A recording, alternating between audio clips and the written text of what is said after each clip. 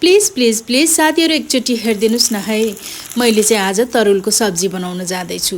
प्याजलाई चाहिँ राम्ररी तेलमा फ्राई भएपछि नुन बेसार जिरा धनियाँ र खोर्सानी धुलो अदुवा लसुन पेस्ट हालेर चाहिँ मैले मजाले यसलाई फ्राई गर्छु र लास्टमा गोलभेडा पनि हालिदिन्छु। गोलभेडा चाहिँ अलिक काँचो भएको हुनाले साथीहरू यसलाई चाहिँ राम्ररी भुटेर छोपी छोपी पकाउँदा नि फरक पर्दैन। यसलाई राम्ररी प्याजको ग्रेभी र प्याज गोलभेडा ग्रेभी मजाले पाकेपछि चाहिँ म चाहिँ यसमा तरुल बोइल गरेर राखेको हालिदिन्छु। अनि बोइल गरेर राखेको तरुल हालेपछि चाहिँ मजाले यसलाई राम्ररी चलाउँछु। अनि मेरो दिमागले यसो सोच्यो कि मैले यसमा साग पनि हाल्दा मिल्छ। मैले रोपेको थिएँ साग, यसलाई चाहिँ टिपेर मैले चाहिँ राम्ररी धोइ पखाली गरेर राखेँ।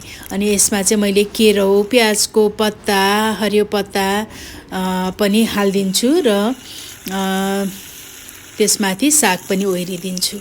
साग ओइरेपछि चाहिँ मजाले एकछिन छरक केराउ पाकुन्जेल चलाउँछु।